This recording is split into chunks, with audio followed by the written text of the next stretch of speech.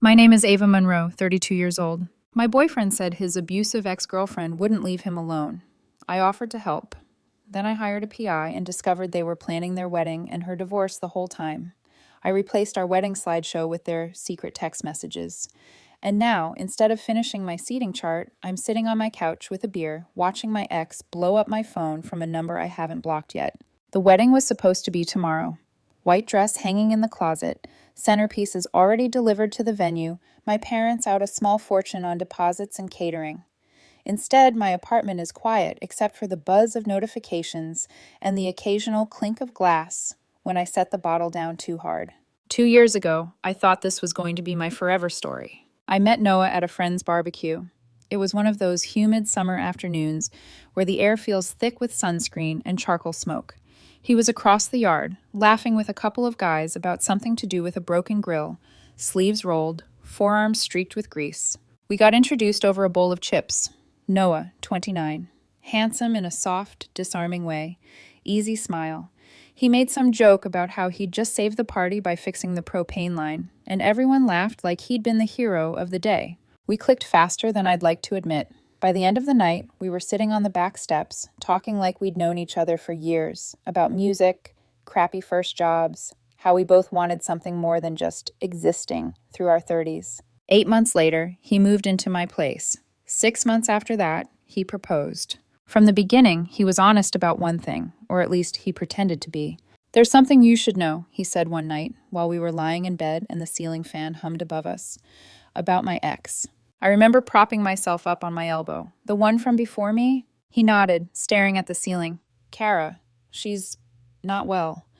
She had a hard time with the breakup. She doesn't really respect boundaries."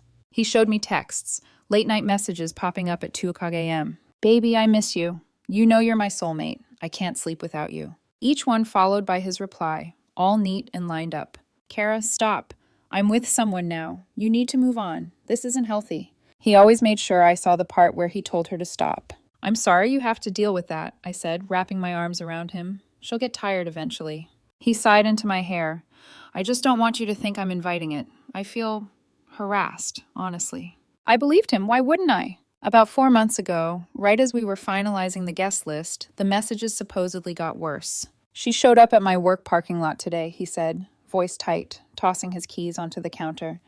"Just stood by my car like she owned it. Sent flowers to the office with some stupid note about how we belong together." He rubbed his face with both hands like he was exhausted. That night, he shook in my arms, shoulders trembling as he cried into my shirt.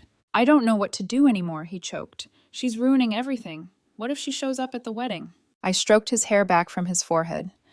"We can get a restraining order," I said. "Or I can talk to her. She needs to understand it's over." He panicked so fast it was like I'd flipped a switch. "No," he said, pulling back. "You don't know her, Ava. She can be really dangerous when she's cornered. She has a temper. I don't want you anywhere near her." The way he said dangerous made something tighten in my chest. "Okay," I said quietly. "Then we'll go the legal route." He shook his head. "I don't want the drama. I just want her to give up on her own. If we push, she'll go nuclear. She might show up at your job, your parents' house." He trailed off, eyes glassy. I wanted to protect him. It felt like the most natural thing in the world. So I didn't confront Kara. I didn't text her, didn't DM her, didn't try to meet her. I called my cousin instead. Daniel works as a private investigator, mostly boring stuff, like catching people faking injuries for insurance claims. But he's good, really good. The kind of good that makes you a little nervous even when you've done nothing wrong. "Just look into her," I asked him over coffee. "See if she has a record. Stalking, harassment, anything. If we need to build a case, I want something solid." Daniel raised an eyebrow. "You want me to tail your boyfriend's ex?" "I want to know who's circling my life," I said. Discreetly. He agreed, took some notes, asked for names, workplaces, any details Noah had given me. I gave him everything. 3 weeks later, my phone lit up with his name. "You sitting down?" Daniel asked. I was at my desk, half buried in floral invoices. "Should I be?" "Yeah," he said. "Ava, your boyfriend's ex? She's not stalking him. She's married." The world tilted slightly. "Married?" I repeated. 5 years, he said. 2 kids, 3 and 1. Husband's name is Ethan. They live across town. I swallowed. "So she's juggling a marriage and obsessively stalking her ex?" That's not the weird part, Daniel said. The weird part is that she and Noah are meeting twice a week at a hotel during the times that he says he's at the gym or with coworkers. For a second, all I heard was the faint buzz of the fluorescent light above me. No, I said, Noah would never. Daniel sent the photos before I could finish the sentence. Crystal clear shots of Noah and Kara in the hotel parking garage, kissing, hands at each other's waists, her head on his shoulder. Them walking into the hotel together. The timestamps lined up perfectly with his sorry, late at work texts. The floor dropped out from under me. I'm still digging, Daniel said quietly, but I thought you needed to see this now. I didn't confront Noah, not that night, not the next. Instead, I watched. I listened. I paid attention to the way he smiled at his phone, the quick flip of the screen when I walked into the room, the way he kept calling Kara crazy while looking just a little too calm. A week later, Daniel called again. There's more, he said. Pulled some public records. Kara's husband filed for divorce 2 weeks ago. And Noah? What about Noah? I asked, voice hollow. He just put an offer on a house, Daniel said. Big one. 4 bedrooms. Suburbs. Great schools. My hand tightened around the phone. And that's not all, he added. I got access to some deleted messages through a source. You don't want to know how. I didn't. I listened anyway. Can't wait until we can stop hiding, baby. Just 3 more weeks. Feel bad about Ava, though. She's a good person, but you deserve someone who matches your energy. The house is perfect. Already planning the nursery. Ethan took it better than I expected. Thinks I'm having a midlife crisis, lol. Ava would die if she knew. She's so trusting. It's actually sad. There were hundreds more. Them planning their future. Her picking out furniture. Him promising to divorce quickly. Her saying she'd keep my ring because it was worth at least 20 grand, and we could use it for the honeymoon. The wedding was 5 days away when I finished reading. 200 guests. His whole family flying in. My parents, $15,000 deep in deposits. I stared at my reflection in the dark laptop screen. I could have screamed, thrown his things out, called everything off quietly. Instead, I did something else. I smiled, wiped my tears, closed the laptop, and started planning a different kind of wedding gift. The week before the wedding felt like living inside a movie I already knew the ending to, smiling on cue while quietly waiting for the climax where everything explodes. Everyone around me thought they were watching a love story. I knew it was a countdown. On the outside, I played my part beautifully. I went to final fittings. I sent the last payments to vendors. I hosted my mom in my too small kitchen while she cried happy tears over floral arrangements and seating charts. Can you believe it? She kept saying, pressing a hand to her chest. My baby girl getting married. And to such a good man. I stirred the sauce on the stove so she wouldn't see my face. Yeah, I said, hard to believe. Noah was perfect, of course. Any camera pointed his way would have caught a man in love, attentive and thoughtful. He sent me good morning texts with hearts and ring emojis.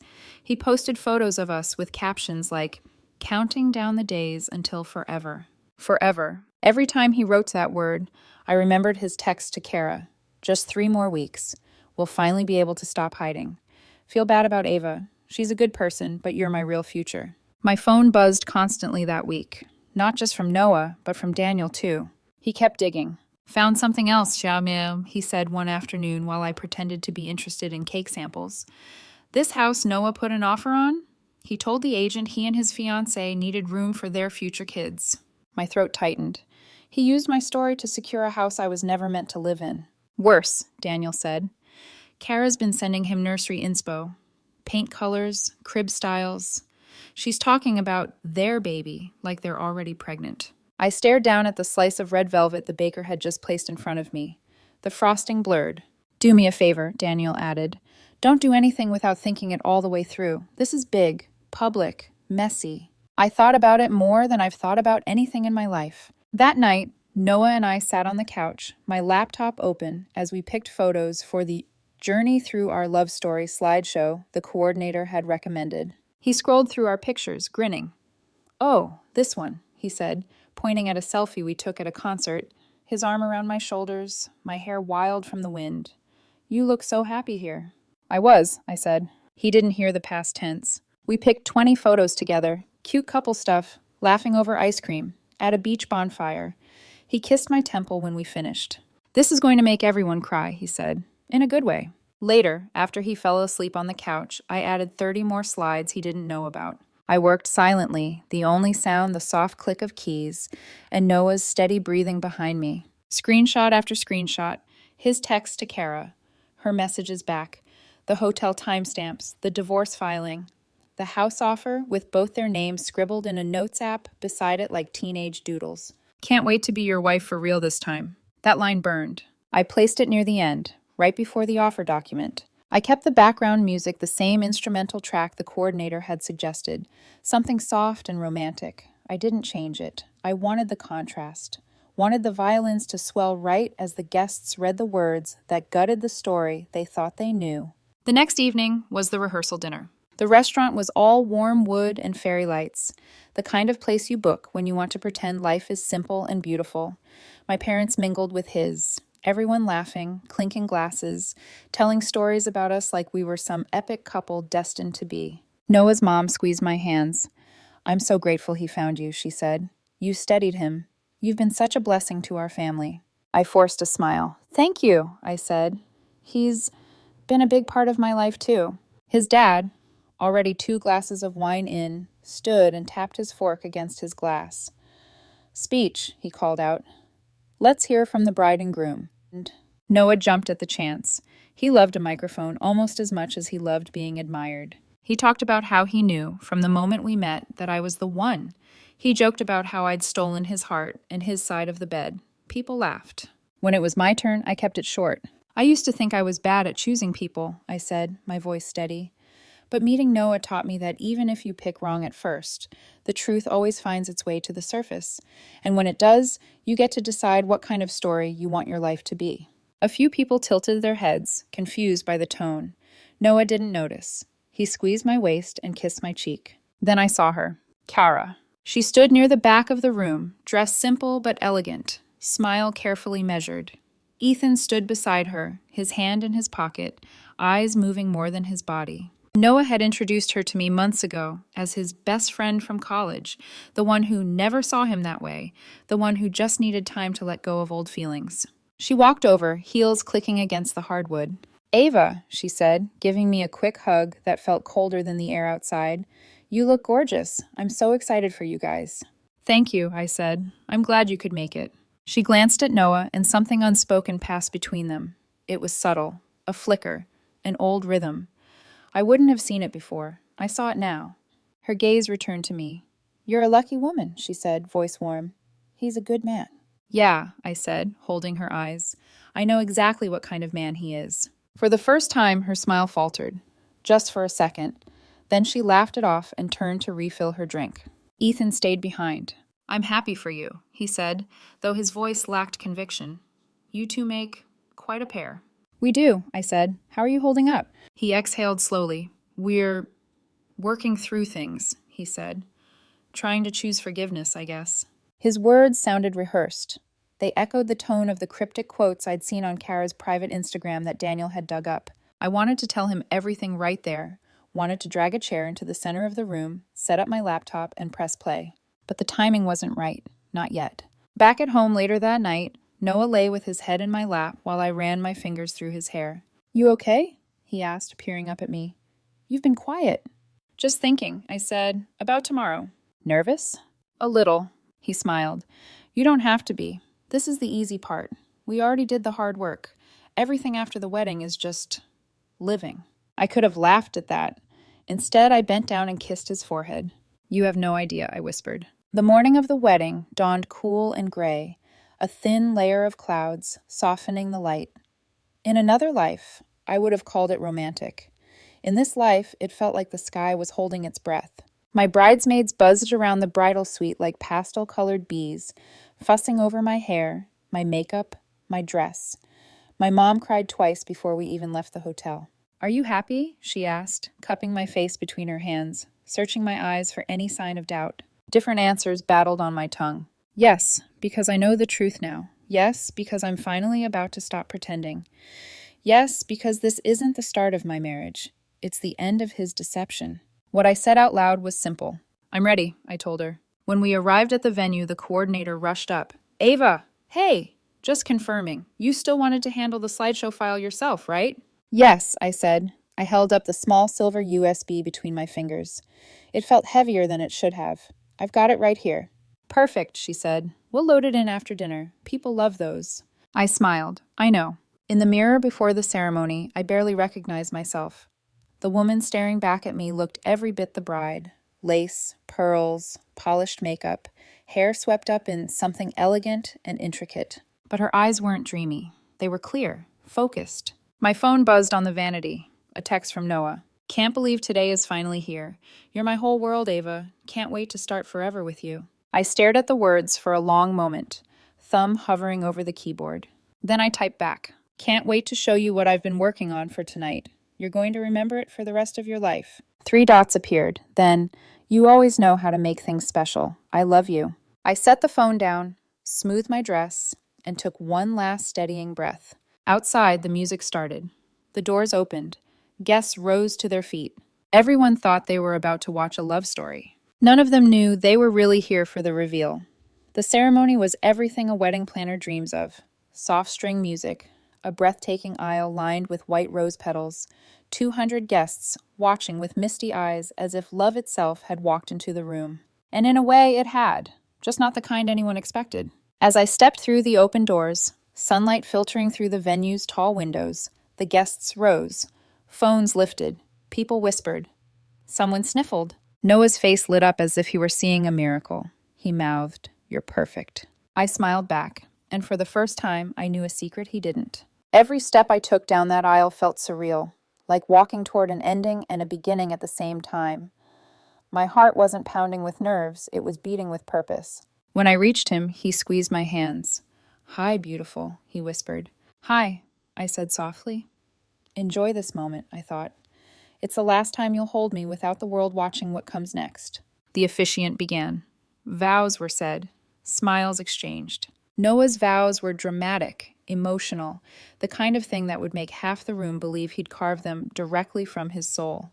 I promise to protect you, to cherish you, to build a life with you. I felt almost weightless listening to him, like his words were floating above us, already untethered from reality. When it was my turn, I kept it simple. I promise, I said, holding his gaze, to give you exactly what you deserve. People awed, Noah smiled, missing the steel beneath the softness. We kissed. The room erupted. We walked back up the aisle in a rain of applause and camera flashes, 2 people, officially, beginning a marriage everyone thought would last a lifetime. Except one of us knew it wouldn't last the night. The reception. The ballroom glittered with fairy lights and candles. Glasses clinked. Guests buzzed with excitement. My dad kept hugging me. Noah couldn't stop touching my waist. If anyone looked closely, they might have noticed Noah checking his phone every few minutes, probably waiting for a message from Kara. Maybe a "you okay" or a "miss you." I wondered if she'd even dared come tonight. She had. I saw her near the back, wearing a pale blue dress, face composed, hair perfectly curled. Ethan stood beside her, looking like a man carrying 30 pounds of invisible sadness. Kara lifted her champagne glass at me. A silent toast. I returned the gesture with a polite smile. She didn't know her entire life was about to go up in flames. Dinner was served. Speeches began. My dad went first, heartfelt, emotional.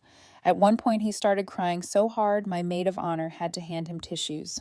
Guests laughed softly, charmed. Then Noah's best man delivered a speech full of college stories and jokes about that one crazy ex who never went away. Noah laughed harder than anyone, smug and oblivious.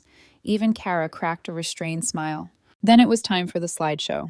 The coordinator dimmed the lights. A hush fell. Guests turned toward the big projection screen. The soft background music began. The first 10 slides were harmless. Pictures Noah and I had chosen together. Sunset selfies, Christmas photos, our first vacation. Normal, sweet, expected. People smiled. Someone whispered, "They're so cute together." Slide 11. A screenshot, a text conversation. Noah, "Can't wait until we can stop sneaking around, baby." Kara, "Just a few more weeks. I miss you already." A ripple of confusion swept through the room. Slide 12. Kara, "Ethan's at work. Come over." Noah, "Be there in 10. Gasps, murmurs, chairs shifting. Noah's smile evaporated. He shot up from his seat. "Turn it off." But the slideshow kept going. Slide 13. A photo Daniel had taken. Noah and Kara kissing in a hotel parking garage. Timestamp, Tuesday, 6:42 p.m. Gym night. Guests erupted. Noah lunged toward the AV table. "Ava, stop this," he shouted. This isn't real." Slide 14. Kara, the house is perfect. 4 bedrooms. Already planning the nursery. Noah, I know. I can't wait to wake up to you every day. Ethan's chair scraped violently against the floor. He stood slowly. "Kara," he whispered, voice cracking. "You promised." All color drained from Kara's face. "No, Ethan, it's not." But the slideshow didn't let her finish. Slide 1540. Every damning text, every hidden plan, every lie. The room spun into chaos. Noah's mom screamed. Guests stood. Kara tried to reach the projector, tripped over her dress, and crashed to the floor. Ethan stared at her like he didn't know the woman he'd married. Then he said, loud enough for everyone to hear, "I'll have the papers ready Monday." A stunned silence followed. Then people started shouting. Noah's dad yelled at him. Kara sobbed. My bridesmaids froze. My parents sat stone still, devastated. And I? I stood, walked calmly to the microphone. "Thank you all for being here," I said. "The wedding is off, but the open bar is already paid for, so please, enjoy yourselves." A few stunned laughs escaped the crowd. I didn't look at Noah, didn't look at Kara, didn't look at anyone. I simply walked out. The night air hit my skin like a baptism. My phone buzzed and buzzed and buzzed. Noah, his mother, Kara, mutual friends. But I didn't answer any of them. I walked to my car, opened the door, and sat in silence. Then, for the first time in weeks, I breathed. Really breathed. I pulled out of the parking lot without looking back. Because I didn't need to. I already knew the fire behind me would burn all night. The morning after the wedding, that wasn't felt strangely peaceful. No mascara streaks on my pillow. No regret twisting in my stomach. Just sunlight coming through the blinds and an overwhelming stillness, like life had hit the reset button overnight. My phone, however, had not found peace. 47 missed calls. Dozens of voicemails. A tidal wave of texts from Noah, then from numbers he clearly borrowed after I blocked him. The first message I listened to was from 1:14 a.m. His voice was hoarse, panicked. "Ava, where are you? We need to talk. Please, baby, you don't understand what you've done." The next one, 3 minutes later. "You humiliated me. You humiliated us. We can fix this. Just call me." By 2 a.m. his tone had shifted. "You're insane. Seriously. I should have seen this coming. You ruined everything for a slideshow. Grow up." I deleted every message without responding. Not out of anger, but because they didn't matter anymore. The first knock. Around noon, I heard banging at my apartment door. Not knocking. Banging. "Ava, open the door!" I didn't move. Let him scream. Let the hallway security camera record every second. He kept yelling until someone from building security escorted him out. I watched the footage later, Noah pounding on my door in a wrinkled dress shirt, hair a mess, yelling, "She's lying! She ruined my life!" They threatened to call the police if he didn't leave. He left. Day 2. The mother attacks. My phone rang from an unknown number. I answered, half expecting it to be work. "Ava Monroe?" It was Noah's mother, voice sharp enough to cut steel. "You vindictive little girl," she hissed. "How dare you embarrass my son like that? That was a private matter." I blinked. His affair? His secret life? His lies? "He made a mistake," she snapped. "People make mistakes. You had no right to air it publicly." I almost laughed. Almost. "You're right," I said calmly. "People make mistakes. Some people make hundreds. Over 2 years. In hotel rooms. During work trips. With a married woman planning a divorce for him. With a Simone. She sputtered. "You ruined his future." "His future was built on lies," I said. I just turned on the lights. I hung up, blocked her. Day 3. The mutual friend betrayal. Heather, who'd been in my bridal party, called me sobbing. "Ava, I can't believe you would do this. Noah told us you were emotionally abusive and he didn't know how to leave you safely." "Really?" I asked. "Did he tell you that before or after he told Kara the same thing about Ethan?" Dead silence. A click. Blocked.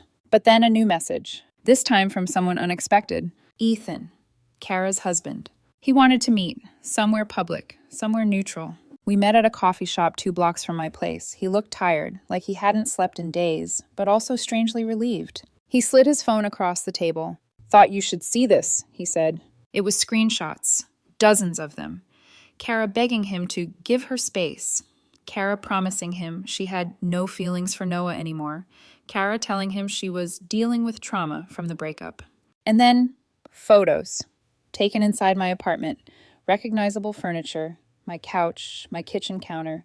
Time-stamped for afternoons, Noah said he was at the gym. My blood ran cold.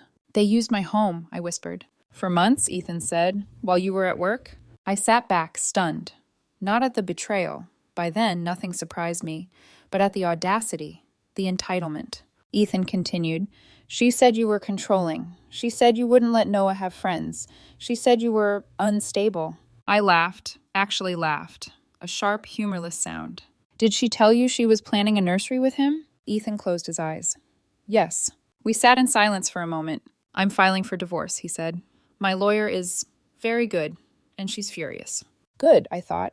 Let someone be furious for reasons that actually make sense. Day 5, the professional consequences. Noah and Kara both worked at the same nonprofit, a women's empowerment organization, a place that posted daily about integrity, honesty, equality. Daniel and I prepared a neat, clean, irrefutable packet.